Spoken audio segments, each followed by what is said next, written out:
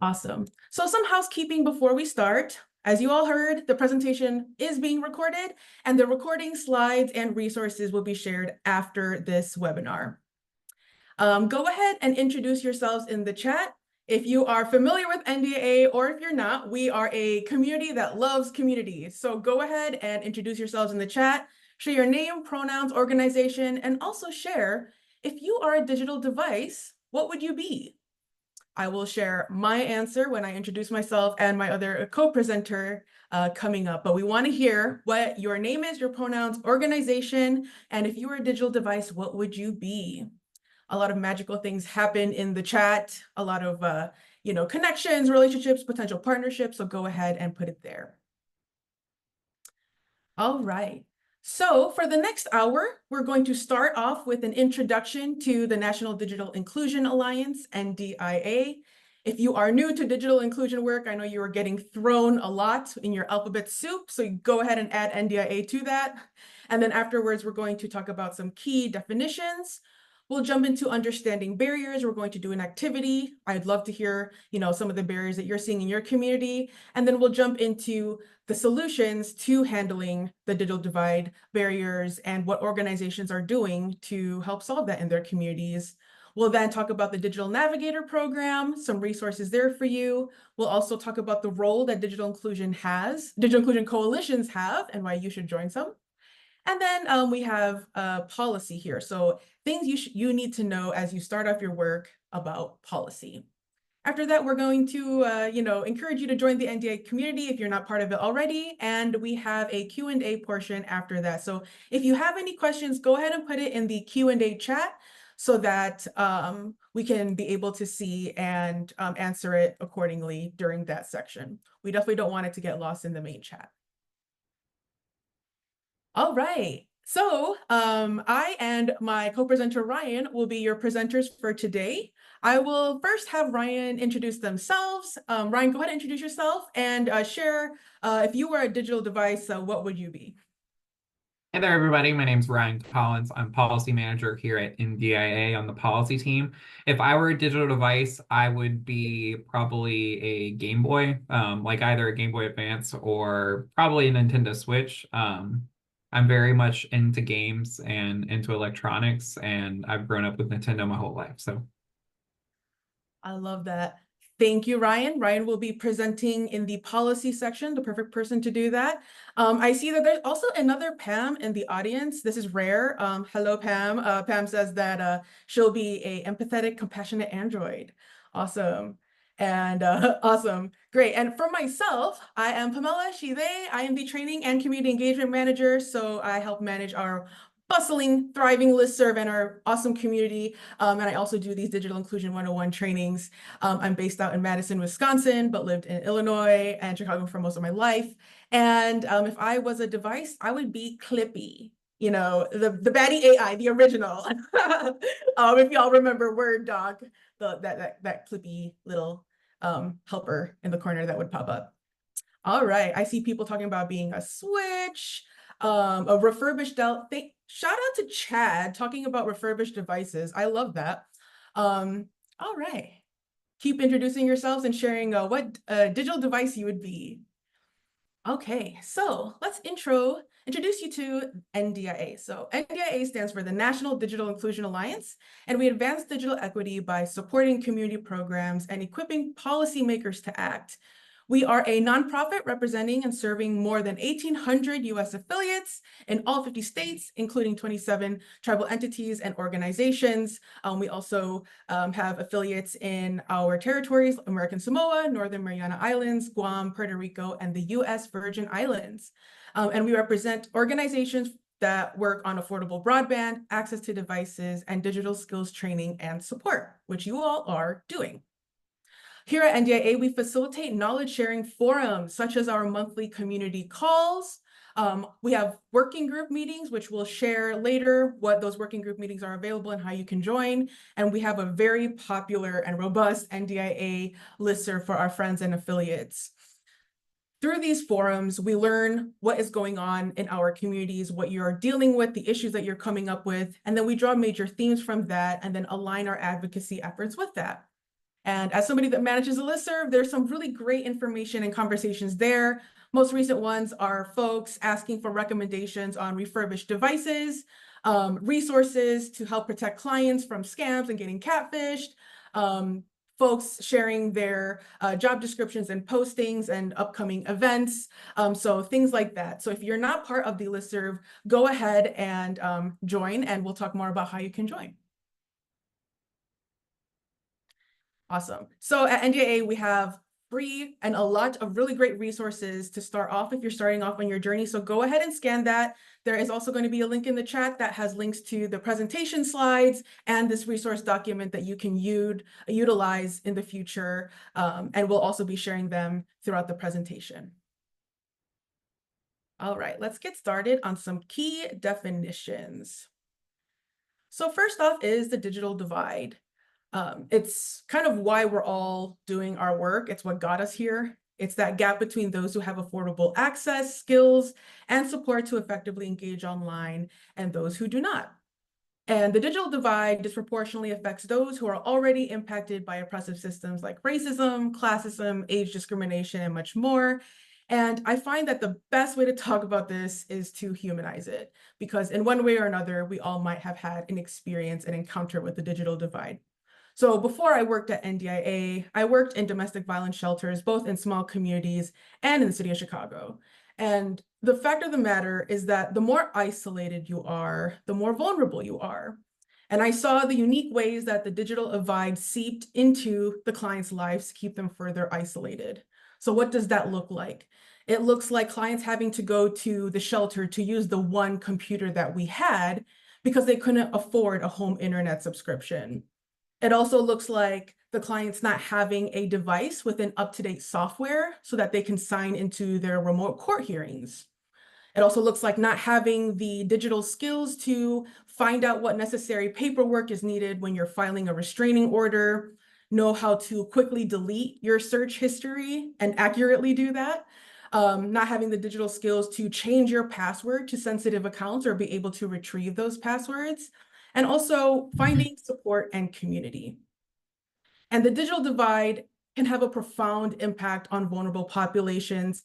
And speaking of which, the Digital Equity Act of 2021 lists 8 different covered populations, which overall have historically experienced lower rates of computer and internet use. So these 8 covered populations are people who are 60 years of age or older, incarcerated individuals, veterans, members of racial or ethnic minority group, rural residents, individuals with a language barrier, including those who are English learners or have low literacy levels, and individuals living in households with incomes not exceeding 150% of the poverty level. So that's an important thing to note. When you hear covered populations, those are kind of the communities that we're talking about. And why does this gap exist? One cause, it stems from, widespread disinvestment from internet service providers throughout the community. So our friends over at The Markup, they found that in 15 cities, historically redlined cities were disproportionately also receiving low internet speeds. So you can see the kind of trickle effect from the low and underinvestment in broadband infrastructure when internet started out, and how it continues to this day and the ramifications from that. And digital equity. So digital equity, it's the goal. It's why we do the work that we do, so that everybody in our community can get online and use the internet the way that they want to without worrying about things like being able to afford an internet connection or afford a stable internet connection, whether or not they can afford next month's internet bill, or even have the digital skills to know how to decipher between a link that will definitely scam you if you put your bank account information, and feeling confident and empowered when they're going online, knowing that they have the skills to protect themselves between different websites and links. So why the word equity? Digital equity versus digital equality. So you might have seen an image that looks similar to this, equality on the left and equity on the right. So equality on the left, there's 3 books that everybody is standing upon, and it's all these resources are distributed equally without necessarily learning about the unique needs that each individual has, right? And then the word equity on the right, we still have the same amount of books, the same amount of resources, but instead it's looking at the unique needs of each individual or each community group and saying, okay, the first individual doesn't necessarily need any of those books. It's best to distribute it in this way so that everybody's kind of starting off on the same playing field as close as possible. And we're utilizing those resources effectively. So how does that look like in digital equity programs? It's learning the unique needs of the different community groups that we have. So looking at, do we have appropriate trainers that come from that lived experience of that community, whether it's using the same language, that same lived experience, is our digital skills class or event, is it located in an area that is easily accessible to the group of people that we're trying to reach, whether that is in a location that they feel safe in, it's in a location where they can easily access through public transportation, it's at a time that makes sense for that community, it's not at a, religious or important holiday. And also, did you engage with your trusted community leaders and community members? Did you get a sense of what that unique needs are by engaging with the folks that they trust most and then readjusting and realigning your efforts through that? And lastly, we have digital inclusion. So this is the work. It's those activities that are necessary to achieve digital equity in which y'all are doing in some form or another, whether it's helping folks get access to reliable, affordable, high-speed internet, having locating folks to finding refurbished devices or getting affordable and low-cost devices that are appropriate to what their needs are, and then also providing digital skills training and support. All right. So let's jump into key barriers. So first, I want to do an activity, and it's going to be on Padlet. And the link will be in the chat of where you can access that Padlet link. And the question I want y'all to kind of think about is, what prevents people in your community from consistently connecting to the internet and using it effectively? If you're not able to participate in the Padlet, you can go ahead and share your answers in the chat. And while y'all type that in the Padlet, I will pause my screen share and open up Padlet to see what folks are saying. And if you'd like to participate, you can go ahead and on the bottom right corner, if you click this plus sign, it'll turn into a pencil. If you click that, then you are able to type your answers in here. All right. Fear or lack of understanding about technology, somebody says. That's exactly it. I mean, that right there is enough to completely stop somebody from even looking at, can I afford the internet or what devices work best for me? Because if there's an entire fear of what technology and the internet has, and it can be a scary place because people can see, oh, people's information gets hacked and leaked. I don't want my information there. And not knowing that there are, skills and ways to reduce and not be as vulnerable to getting hacked as much as possible. Limited devices and training. Yes, if they don't know that there are community programs where refurbished devices exist at a low cost, or they might not know how to utilize those devices safely, then that can definitely be a huge barrier. Rural Alaska is expensive. Socioeconomic status can be a big barrier. We're also generally unconnected. Exactly. So location can affect the price of a home internet subscription. So then what, right? They would have to then find a community program or their nearest library, but what if it's very far, right? So these are very real barriers. Same thing in rural Vermont, it's availability of services, also cost and homelessness, lack of transportation. So if there are programs, or if they want to buy a device, how do they get there if they don't have transportation? Service is really poor. If somebody's living in a Wi-Fi dead zone, exactly. It doesn't matter if you have like the newest, baddest computer, if your service is really poor, if it keeps coming in and out, then that is a barrier in itself and you just have a very expensive ornament. that is a laptop. Outdated computers and constant issues with software updates. Yes, that was something that we were experiencing during the pandemic. You know, our clients, before I was working at NDIA, they might not have computers that had a webcam, or the operating software was too out of date they couldn't download Zoom or whatever software was needed to connect with their therapist or their legal advocate.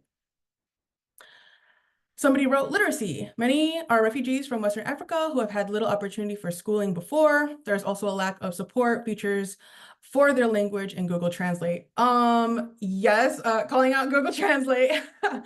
Being somebody who can speak and understand another language, Google Translate can be horrible. It can get you to where you sort of need, but it definitely has a limit into you being able to connect with somebody and asking them, hey, how do you do this? How do you do that? But then also it's making sure that we're structuring our programs so that whatever somebody needs and how they want to use the internet is actually what they're being taught, right? So if it's just learning how to navigate and download WhatsApp so they can connect with their family back home, then that's all they need, right? If it's learning how to download an app so they can watch their telenovelas from back home, then that's what they need. And if they might see that a digital skills class might be overwhelming. Recognizing this, Health and Human Services updated. Sorry about that. We will just keep things muted. We will have a question and comment section at the end. So definitely want to engage people during that time if you want to get off mute. But just for now, we'll keep things just muted for the speakers. But appreciate your participation, really do. Perfect. So a lot of folks are here kind of talking about costs. They're talking about limited digital skills, a limited tech support, and then also barriers with the devices. So thank you all for sharing that. And I will go ahead and go back into sharing our slides. I appreciate your participation in this. All right. We also have a Digital Inclusion 101 workbook. So this is something that you can fill out during this webinar or as you're done and you kind of want to absorb the information. And there's some good questions in there that really help you dig into what are the digital inclusion needs of your community. So that workbook is also shared in the chat and will also be provided after this webinar. All right, so some key barriers to digital inclusion. Just kind of listing out more things. A lot of this was covered in the activity. So with broadband, that unaffordable, it can be very expensive. It can also be very confusing. Unreliable service. So, okay, you're paying for a good high-speed quality, but the quality is bad if the weather's going out and then there is, you know, a lack of like connectivity there. Or let's say you are living in an apartment where the landlord is paying, you know, they've got to deal with an internet service provider. So at 12 o'clock, your internet's going slow because everybody on their lunch break is using that internet. And then also digital redlining. So digital redlining, it's a discrimination by internet service providers in deployment, maintenance, upgrade, or delivery of services. Another barrier in regards to devices is that they can be very expensive. It can also be very confusing. There's so many devices out there, right? And later we're going to do a little pros and cons list of the typical devices that we usually see, but it can be very overwhelming to figure out what device you need. Like if you just want to, you know, have a device for some light gaming, Animal Crossing, or if you want a device that's really strong because you're doing a lot of like graphing, or you're making music, or you're doing some really intense gaming, you're gonna need, those are two completely different devices. So making sure that people are matching the needs of the user with the device that they need, because it can be very expensive. We want to make sure that that they are putting their money, which can be very limited for a lot of folks, into the right places, and also not knowing that there are refurbished devices programs out there.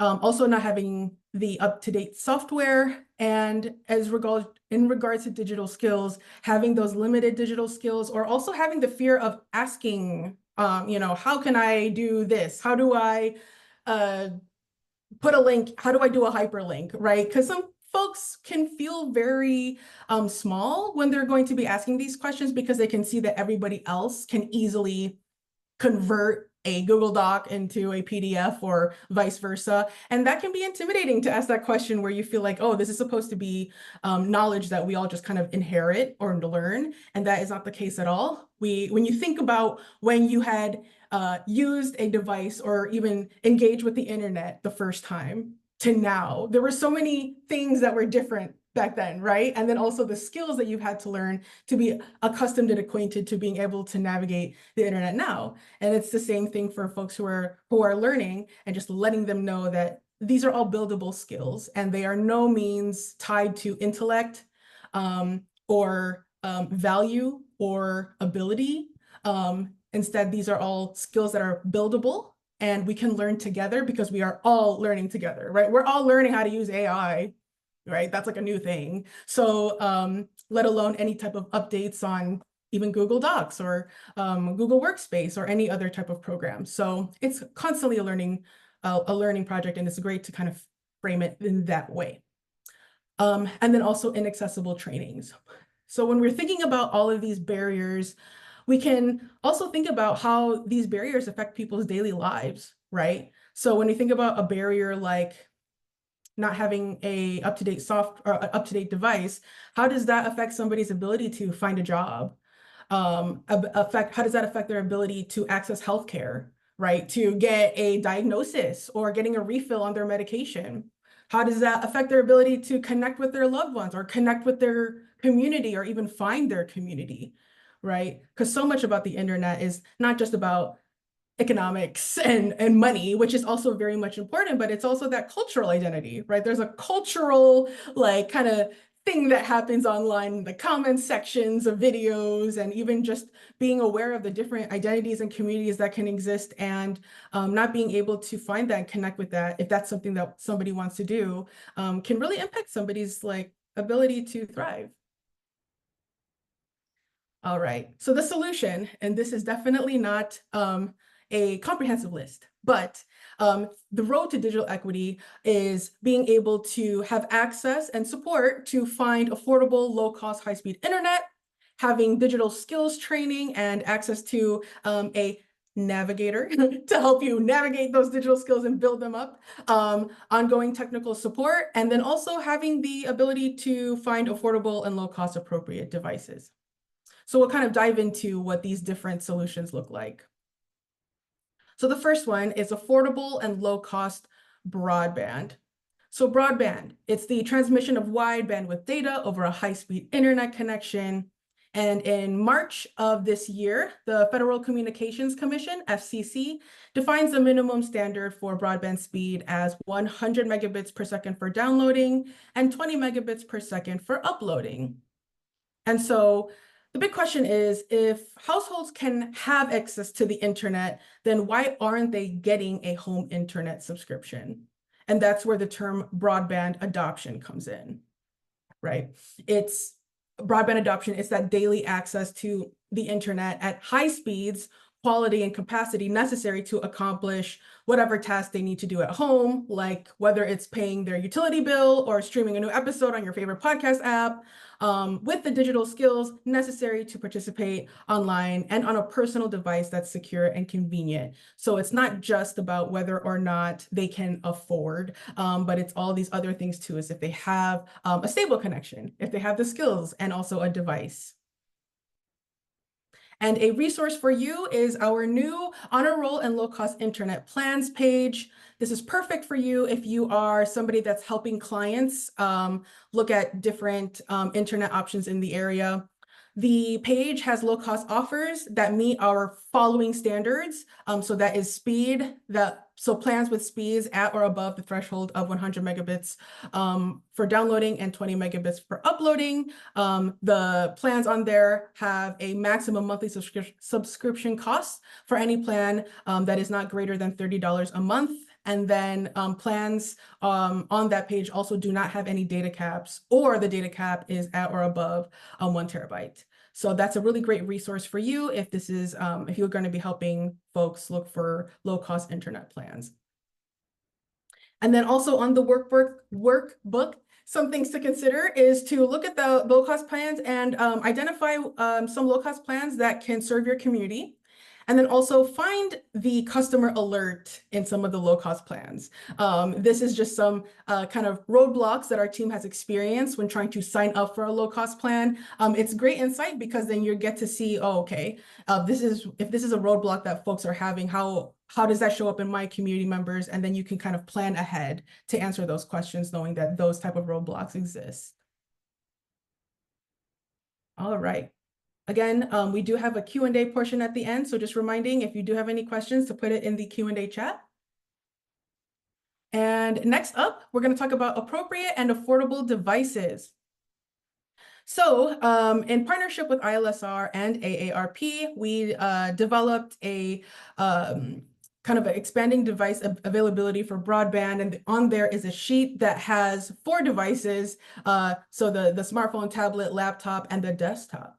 And there's a more detailed list of the pros and cons for each device, but this kind of sums it up. So with a smartphone, it's having the pros about that is that it's portable, it's small, recharging it isn't going to be this like long, lanky like device is just like a dongle and a USB or USB-C, but it does not replace a laptop. And it's important to know that so that you can, match the device needs with the client. And then also with a tablet, tablets are great because they have that big screen, which is great for accessibility, or if you're wanting to kind of just like stream online or use it for entertainment. However, you cannot make calls without a cellular data plan. That's important to know in case somebody thinks that they're going to get a tablet because it's like the nice middle ground between a phone and a laptop. You do need to have that cellular data plan in order to make calls. And then lastly, the laptop. It's mandatory for most jobs and school programs. It has a nice large storage file. However, it's a shorter battery life, and it's also the least affordable option. So that's something to consider as well in terms of cost. And if they even need a laptop, if all they want to do is just message their relatives back home, that's just an app. Probably better with a phone or a tablet. But this is great because you get to think about, if you had to do your job with just a smartphone, how would that go? Would that be the most frustrating day of your life? Frustrating hour of your life? Would it be fine? Depending on what specific task. I mean, if you are doing a presentation and you're creating your slides on your phone, on Canva or Google Slides, it might look really different when you look at it on a desktop. That's at least my experience when I'm doing edits on slides, and I just don't even do it on my smartphone. And so kind of thinking about like the role of having an appropriate device and matching it with the needs.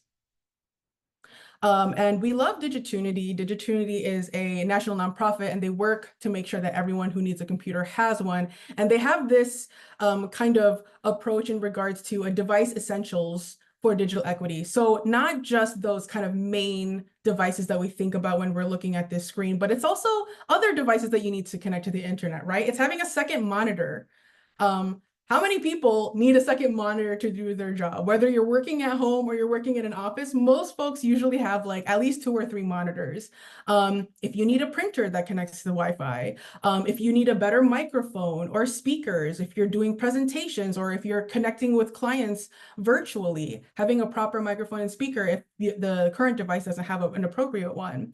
A charging cord, those can get expensive. And also a desk. Surprise. Yes, you need something to put those devices on. And then also having access to like cybersecurity training and also a portable charger so you can make sure, you feel confident when you go to the coffee shop or if you're meeting clients at another location that you are all juiced up and you don't have to be at the mercy of being next to an outlet.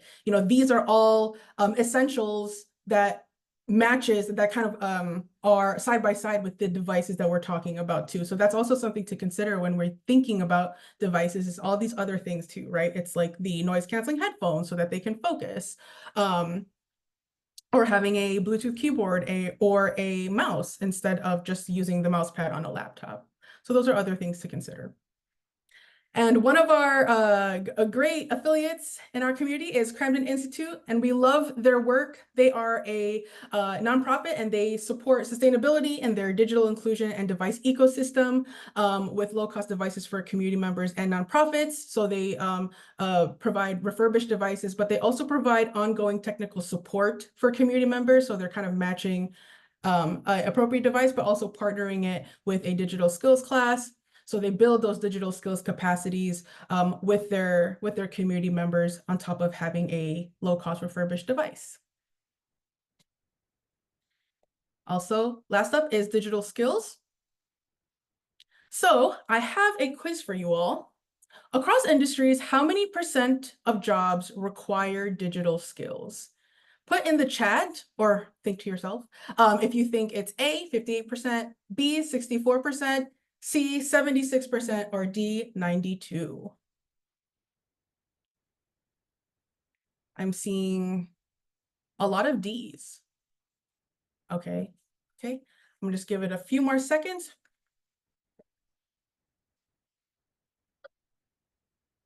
Alrighty. Oh, I see a C. Uni is brave. C. All right. Okay, if you haven't thought of the answer, I'm gonna share it in 3, 2, 1. Boom, it's D. 92%. So another great community member of ours, the National Skills Coalition, found that 92% of jobs require digital skills. And they have a report that was published last year called Closing the Digital Skills Divide. And it shows, yes, 92% of jobs require digital skills. So digital skills are essential for people to be able to be competitive in the job market now, right? Even think about how to even apply online. Most of them, if not all, you have to submit it remotely. I mean, when has it really been relevant now to go up to a job and give them your resume? That's not really the common practice anymore. And the report indicates that nearly 1/3 of workers do not have those foundational digital skills, right? So if 1/3 of workers do not have foundational digital skills, then that takes them away from being able to be competitive in the job market or be able to increase their salary. So what are those foundational digital skills? Here at NDIA, we recommend the Essential Digital Skills Framework. This is intended to support adults who are seeking to improve their digital skills. So some of these foundational skills include knowing how to turn your device on and off, knowing how to check the battery of your device when it needs to be recharged, how long you can go before you need to recharge it, knowing what the controls of your device does that is relevant to you. Like obviously for like a laptop or for a keyboard, you might not need to know all the FN functions, but at least all the buttons that you need to navigate, right? So at least with the phone, you know how to increase or decrease your volume, you know how to get back to your home screen, you know what the home button does, if you still have a home button. You know how to turn your phone on and off, turn it silent, turn it silent or not silent. As millennials, we always have it silent, so I don't know what the non-silent option button is called.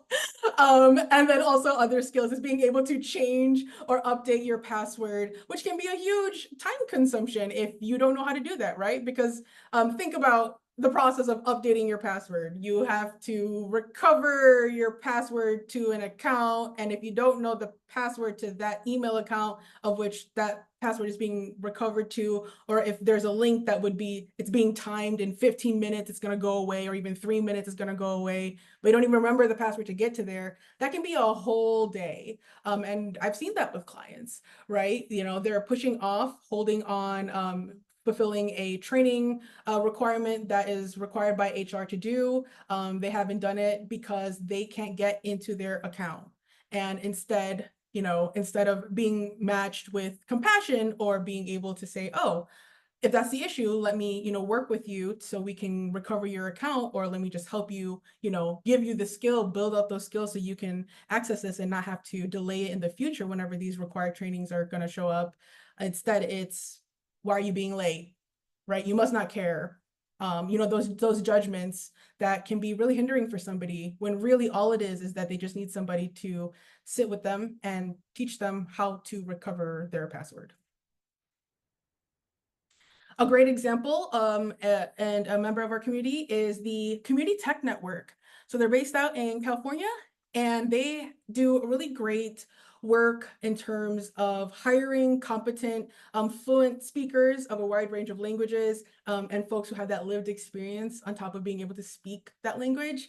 And by hiring those staffs, they're able to provide digital skills classes in numerous languages: English, Spanish, Cantonese, Mandarin, Tagalog, Korean, Vietnamese, and Russian. And that is a huge barrier and a bridge to connect the clients with that teacher, for them to ask those kind of vulnerable and also sensitive questions of, I don't know how to do this, can you help me? And sometimes saying that in your own language can be really overwhelming, but having somebody who comes from that lived experience, a smiling face, and somebody who can, share that information with you in your language is a huge game changer for somebody to being connected to the internet.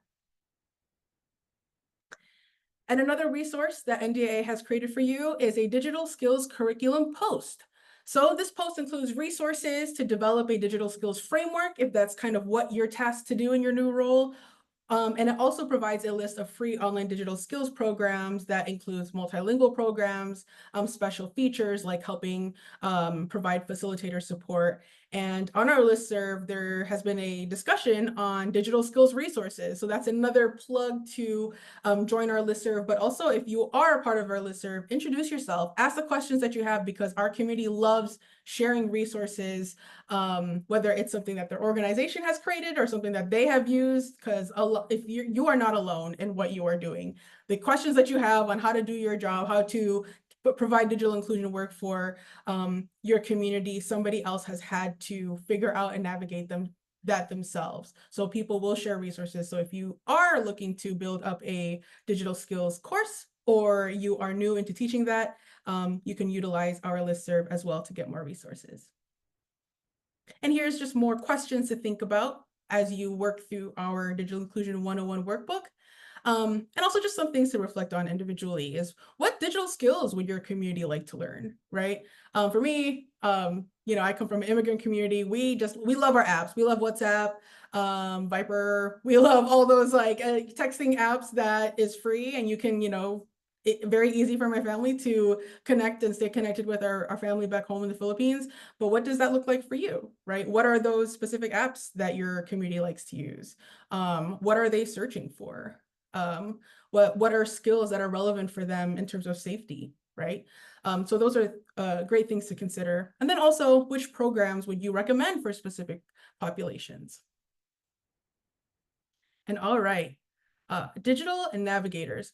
So we've covered important aspects of digital inclusion work, like broadband adoption, affordable devices, and digital skills.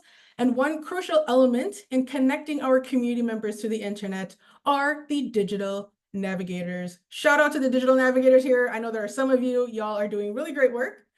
Digital navigators are individuals who address the whole digital inclusion process with community members through repeated interactions, like helping a community member find an affordable internet plan, helping them find a refurbished or low-cost device, or matching the best device that the community needs, and then also helping them learn and expand their digital skills, right? It's a holistic approach glued together by empathy. And one quote I really like to share is from Dave Sevick, the executive director of Computer Reach. Computer Reach, they refurbish computers, and they also send digital navigators into the home in both rural and urban areas throughout Pennsylvania. And he said in a podcast that when you're a digital navigator, it's 80% social work and 20% tech. And I just love that quote, and I love to share it because it's, all those skills, being able to help somebody teach those teachable skills, that's something that, anybody can learn, but it's really that empathy, and it's matching somebody with a digital navigator that is compassionate, empathy, that understands those nuances of that community for why somebody is scared to go online, or also even being able to know ahead of time what those concerns are, so that you can create a safe space for somebody to learn, because the internet is such a personal relationship. And so having a digital navigator connect with you and say, hey, you're not, all the things that you think about yourself in terms of feeling low on confidence, that that's not necessarily associated with digital skills, because digital skills is something that we can both learn. You know, as an individual, we're all learning and building up our digital skills. But imagine if you are an individual and all you've heard in terms of being able to utilize digital skills has just been constantly bashing you or making fun of you if you don't know how to, you know, change a hyperlink or convert a Word doc to a PDF. But then you meet somebody like a digital navigator that, you know, is very empathetic and just is helpful and ready to help you learn those digital skills. It can be a huge life-changing thing. So we love our digital navigators. Y'all are doing really important work. And one of our best practices that we like to highlight is the Denver Public Library. So what's unique about them is that they respond to community desires and needs. They also work to provide digital navigators from the communities they serve, which is super important. They also keep their tools and services up to date, and they provide resources to the greater digital navigator community. And speaking of resources, we have a digital navigator page that talks more about the digital navigator model. So if you are a digital navigator or you're interested in learning more about this program, if you're going to be initiating one in your organization, this is a great shop, one place to see all of your stuff. We got resources like skills assessment, a follow-up survey, a baseline digital navigator job description, intake form, and exit survey. And we also have our Digital Navigator 101 webinar for you. We also have a digital navigator working group, which I will talk more about later. And then lastly is digital inclusion coalitions. All right, what are they? Digital inclusion coalitions. They are a collective of community organizations that share the common concern of digital inclusion. And you can see that there are digital inclusions in which local government is involved, libraries, community services that are focused solely on digital inclusion work, education institution, housing authorities, workforce development, tech companies, and sometimes internet service providers and social services and civic organizations. There are a collective of organizations that are shaped by the community to help advocate for digital equity. And so digital inclusion coalitions can help raise funding for digital inclusion programs, can help raise awareness of the digital inclusion issues or the digital divide that exists in that community, and it can help build up support and public investments into digital inclusion programs. And you see all these different types of organizations being involved in digital inclusion because the digital divide impacts all sectors and it impacts all communities. So if you are not part of a digital inclusion coalition, go ahead and see if there's a dot near where you live. This is by all means not the most updated graphic. We actually will be having a Digital Inclusion Coalition survey coming out at the end of this month or early next month, in which if you are part of a Digital Inclusion Coalition, have a look out on our listserv or on our Digital Inclusion webpage, because you can then register your coalition with us. But these are all the coalitions that have registered with NDIA about a year and a half ago. And so those that are in green are statewide coalitions, and then those that have that red circle are local coalitions. And if you go on our coalition page, there's a lot more resources on how to get involved. We also have a coalition toolkit or a workbook that if you are going to develop your own coalition, there's also resources there and best practices. And one example of the impact of coalitions is the Y-Zone Coalition. So the Westchester County Association partnered with the city of Yonkers. Yonkers partners in education. So you have the education, higher education, Fordham University, and STEM Alliance. Shout out to STEM Alliance, another great affiliate of ours, their specific digital navigator program. And they helped eligible Yonkers residents apply for the Affordable Connectivity Program. And because of this partnership and this coalition, they were able to increase their clients' growth in financial literacy and healthcare literacy and build up the workforce development skills. So they were able to use the internet and start a business or use the internet to learn how to save money, right? And this increased their relationship with the internet. 94% of folks said that they were able to keep in touch with their family, learn about local community meetings, and also stay up to date with day-to-day activities. Here is a great resource if you are kind of part of local government, but also looking into how other communities and localities, what their digital inclusion programming looks like. So we have the Digital Inclusion Trailblazers. They are municipal, county, or regional governments that are paving the way and providing excellent models for digitally inclusive communities. If you check out the webpage, you'll be able to see each of the governments or county or regional governments, all of the submissions that they have posted. So that can look like job descriptions, survey templates, and digital equity strategies that they're utilizing in their community, which can be really helpful for folks if you are in local government or just want to kind of see what other communities are doing.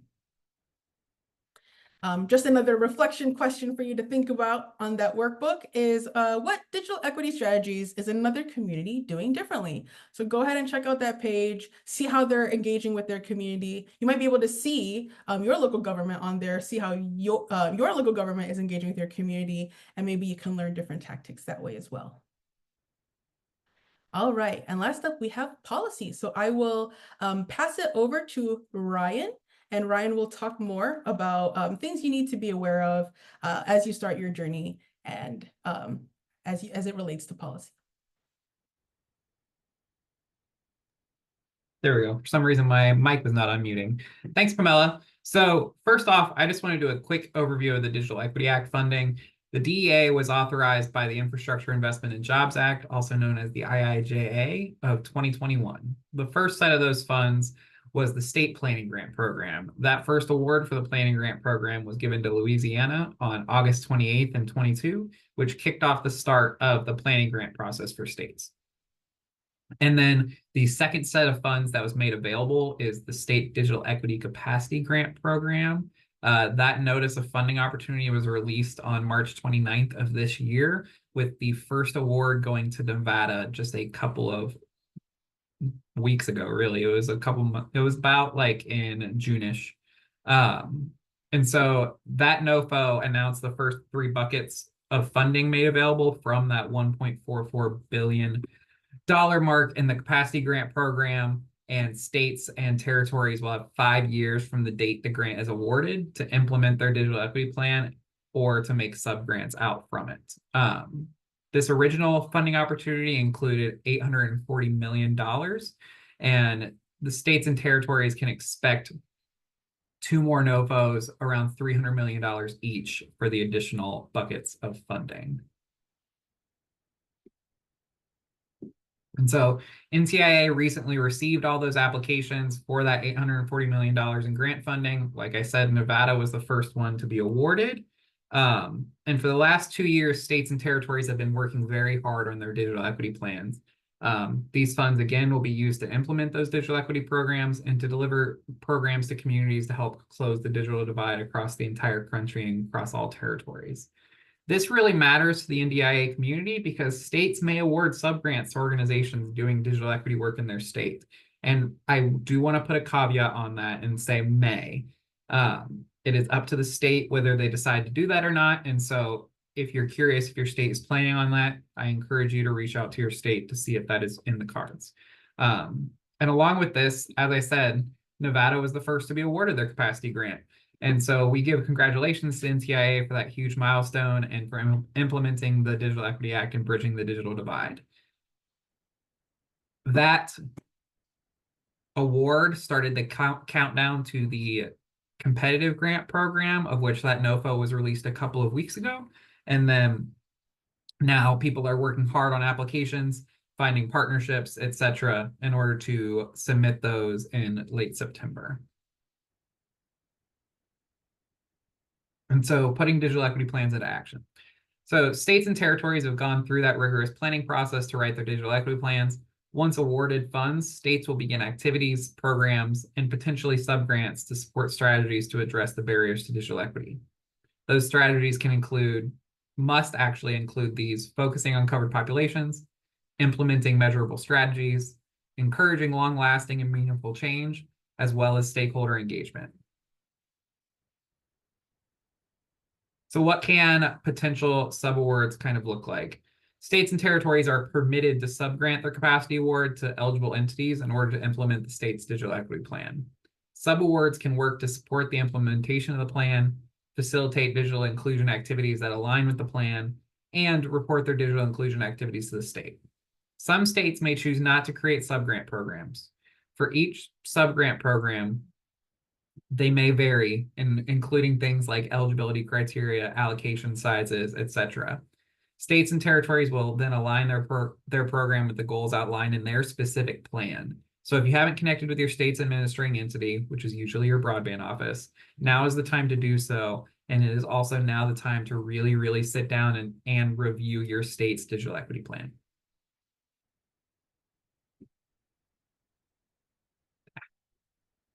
And so now we'll get a little more into that competitive grant program like we talked about. So, like I said, this began with the release of the NOFO on July 24th. And so that NOFO was released on July 24th. Applications are due late September, September 23rd. And then applications for US territories aren't due until October 22nd. So award amounts. Awards will range from $5 to $12 million. If outside that range, this funding request must be explained in the application. You must be as explicit as possible of why you would need more or why you would need less than that amount.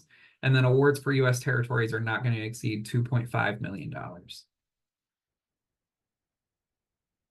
So what are some application details? Projects should address gaps in the implementation of a state's digital equity plan, supplement or further advance state digital equity plans, and or address barriers to digital equity that state digital equity plans fail to identify.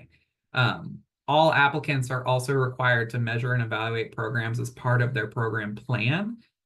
If you want to go and look at pages 20 to 21 of the NOFO for a complete description of those requirements, some of them include an annual report, evaluation report, financial report, performance technical reports, and meeting guidelines for research on human subjects.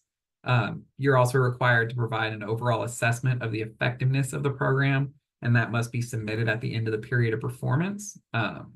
NTIA may also sponsor an evaluation of the entire grant program, in which grantees should be prepared to participate no matter what. And measurement and evaluation must include documentation meeting performance objectives and the success of the programs funded by the grant. Must also be covered population focused, just like the capacity grant program. NTIA encourages engagement with covered populations in order to co-create innovative solutions to meet that specific population's needs. NTIA will be looking for proposals whose strategies include projects that are focused on serving covered populations, projects that enable long-lasting and meaningful change, must include measurable implementation strategies, and it must involve stakeholder engagement through the implementation process.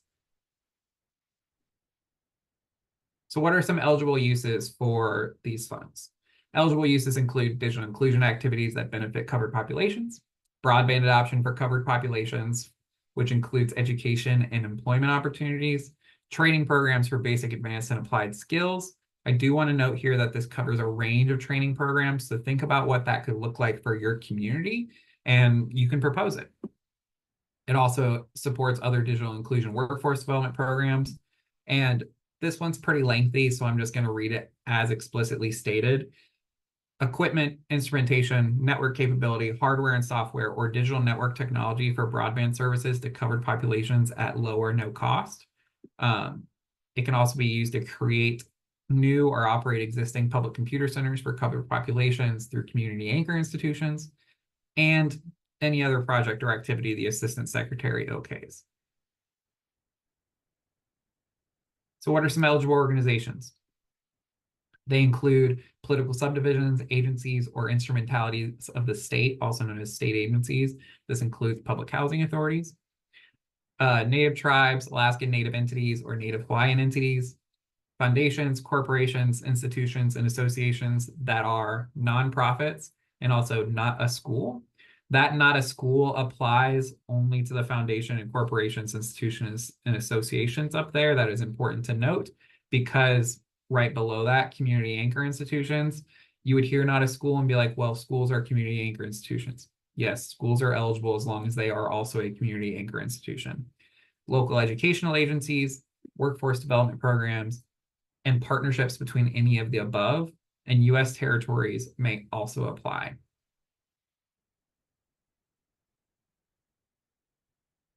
So the next thing that we can go into is talking about digital discrimination.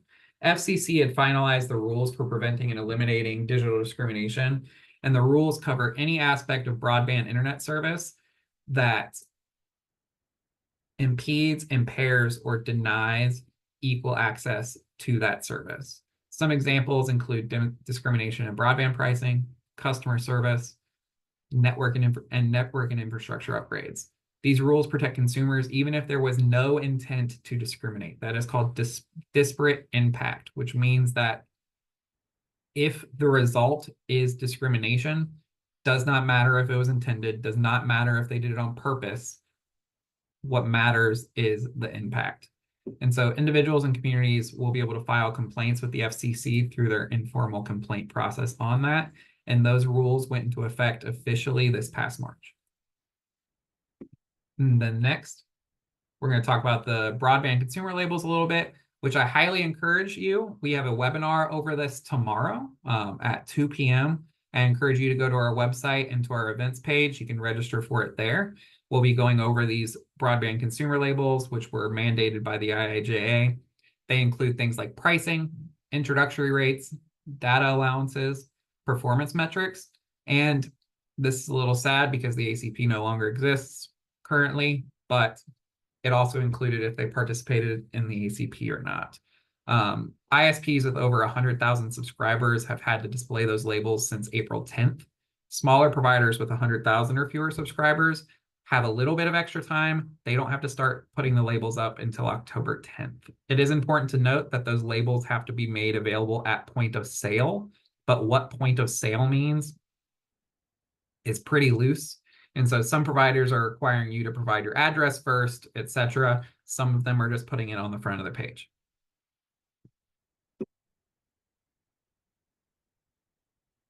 I hit next, why isn't it going?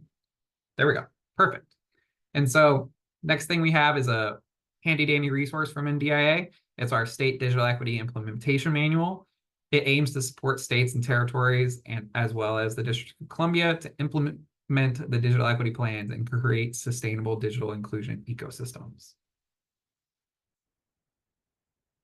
And then Pamela, I think this is back to you. Yes, thank you so much, Ryan, for covering the policy items. Again, if you have any questions for Ryan, you can ask them during the Q&A, or also we also have our contact information here as well.